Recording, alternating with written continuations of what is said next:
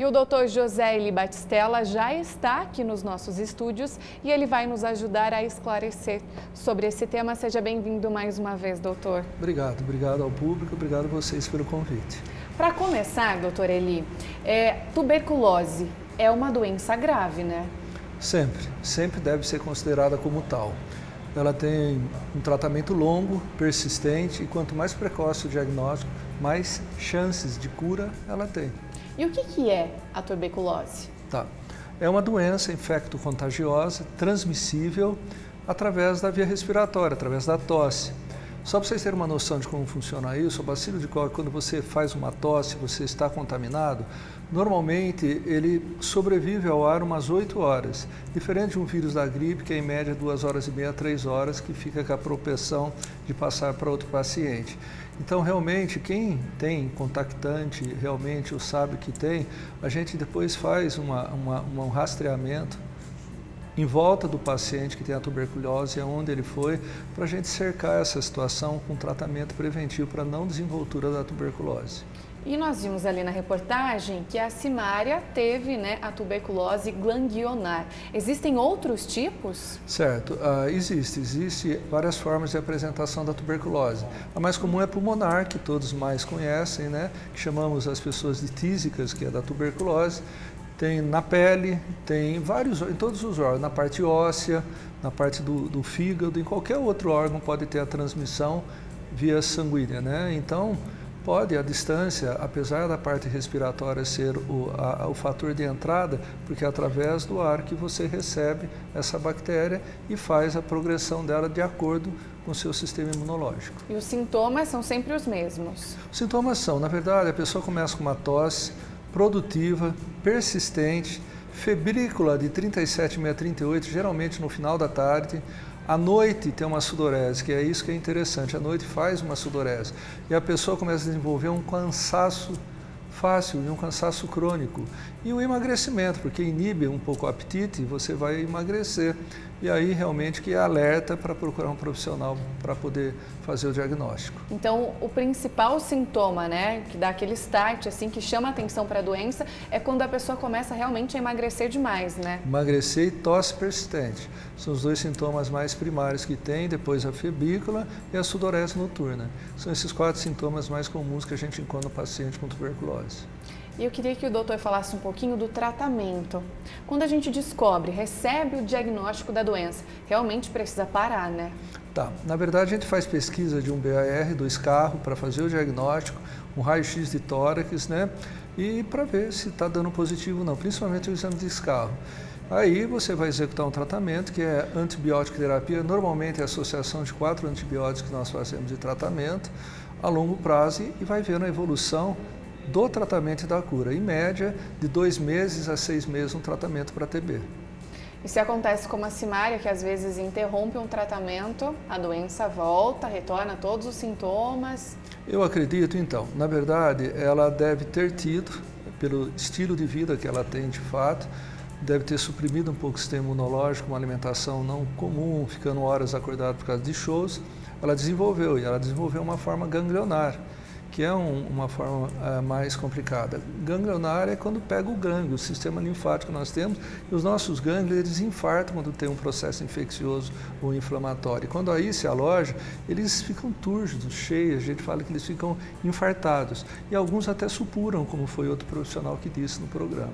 E a dela é uma forma mais grave, recidivante, e eu acredito que vai ter que fazer um tratamento muito maior do que ela já fez até agora. Como que as pessoas de casa não vão confundir a doença, talvez com uma gripe, com um resfriado? O que a gente faz para ficar mais atento? Perfeito. Na verdade, uma gripe, um resfriado, de 7 a 10 dias, tudo bem, passou. A não ser que teve uma progressão com uma bronquite ou uma asma que pode persistir o sintoma. Mas nós, profissionais médicos que já temos a formação, nós sabemos que todo paciente com persistência de tosse produtiva, febre, 37,6 a 38, geralmente no final da tarde, e à noite uma sudorese e um cansaço, claro que você tem que fazer o raio-x de tórax e uma pesquisa de BAR realmente no escarro dele, para você descartar que não seja tuberculose. Porque quanto mais precoce o profissional fizer esse diagnóstico, melhor será o tratamento conduzido. E existe uma forma de evitar a doença? Tá. A doença, como ela é evitável? Na verdade, toda criança que nasce, a primeira vacina que se faz é BCG. Aquela que fica a marquinha, que né, fica doutor? a marquinha, exatamente, que é o processo reacional que dá na pele. Ele é feito pelo Mycobacterium bovis, até assim, com bactéria que faz essa vacina e é aplicado geralmente até o primeiro mês pós-nascimento. Ou criança que nasce prematura, até atingir 2 quilos já pode fazer também. E alguns revacinam, às vezes após 5 anos, quando vê que realmente, digamos assim, não teve pega da vacina. É o nome que nós damos para quando ele não desenvolveu um processo de anticorpo reacional. Para quando ele tiver alguma, vamos dizer, uma bactéria não desenvolver formas tão graves. É uma forma de proteção. Mas a vacina não significa que você não vai ter a doença. Então, também é o estilo de vida, a forma de se você contamina com outra pessoa não que tenha a tuberculose ou cursando com a tuberculose. Mas a vacina é obrigatória, é a primeira vacina para diminuir essa incidência dessa doença. Mas então, como o doutor falou, não significa que a gente não vai pegar a doença, Claro, né? não significa que você não vai ter. É que nem o vírus da gripe. Você toma, anualmente, você toma realmente a vacina para a gripe. Não significa que você não vai ter gripe. E assim, só que a vacinação da gripe tem que ser reaplicada anualmente, porque muda a mutação viral. A da vacina BCG não. Há anos já é feita e realmente tem bons resultados. E o índice de mortalidade também é grande, né? Por isso que preocupa a doença e que veio à tona também com esse caso da Simária. Na verdade, é importante assim, tem alguns locais e focos dos maiores perigos de transmissão. Aglomeração, que nem presídios. Local de presidiário, que eles ficam muito acumulados um com o outro, uma situação de vida ali meio difícil, complicada. Nos dos locais de transmissão, todo local que tem uma aglomeração muito grande e constante, o perigo da transmissão é maior. E a primeira causa da morte, a tuberculose, em paciente HIV, que já é portador da doença. São pacientes que hoje não mata mais HIV, a gente trata, é uma doença crônica e considerada como tal, que não leva à morte. As complicações da morte do paciente imunologicamente deficitário, a tuberculose é a primeira delas de causa de morte. E, por exemplo, em aglomerações, em shows, teatros, enfim, existe alguma forma que a gente possa fazer para tentar evitar a doença? Então, não há. Na verdade é o seguinte, o paciente que tem a tuberculose, ele sabe que ele tem. Então, ele é tratado e ele já sabe que deve evitar certos locais para convívio, principalmente em fases de tosse. Então, e é através da tosse que você vai transmitir.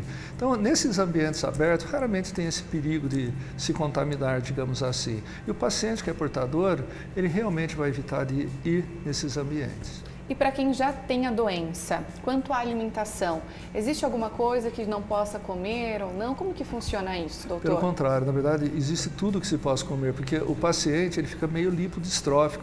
Ele emagrece, porque um dos primeiros sintomas é o emagrecimento, só que tira o apetite. Então, por isso que ela faz realmente o emagrecimento, o estado nauseoso que também dá a doença, que são irritantes realmente do estômago. E o tratamento também, ele é um pouco limitante na forma de você não se alimentar tão bem. Enfim, a liberdade de se alimentar é toda, tem que ser realmente bem alimentado para ajudar o próprio corpo, o sistema humoral e imunológico a vencer essa questão. Já que o doutor comentou do tratamento, né? Como que funciona o tratamento para a tuberculose? Como eu disse, o tratamento ele é através de antibióticos. Geralmente, no começo, uma vez diagnosticado, a gente sempre encaminha ele para a saúde pública, que tem um órgão específico para tratamento de tuberculose e acompanhamento dele. E tem o home care também, da própria saúde pública, eles vão até o caso do paciente para ver naquilo que se pode ajudá-lo perante o tratamento e corrigir alguns hábitos errôneos para conseguir vencer essa doença. Mas, na verdade, é antibiótico terapia. Geralmente são 4 antibióticos. E o que é importante nisso? Não só na tuberculose, como em qualquer outra doença, o uso exagerado do antibiótico, ele começa a ter uma certa resistência. Por isso que a recidiva da tuberculose torna o tratamento mais difícil. Você tem que fazer mudanças na terapia, com algumas medicações mais fortes, porque ela criou algumas resistências, por isso que recidivou. Então, o tratamento, quando tem recidiva, torna-se crônico e fica numa cronicidade, é aí que mora o risco de fato. Mas eu acho que o melhor tratamento é um diagnóstico precoce, fazer muito bem esse tratamento para que não volte a recidivar a doença.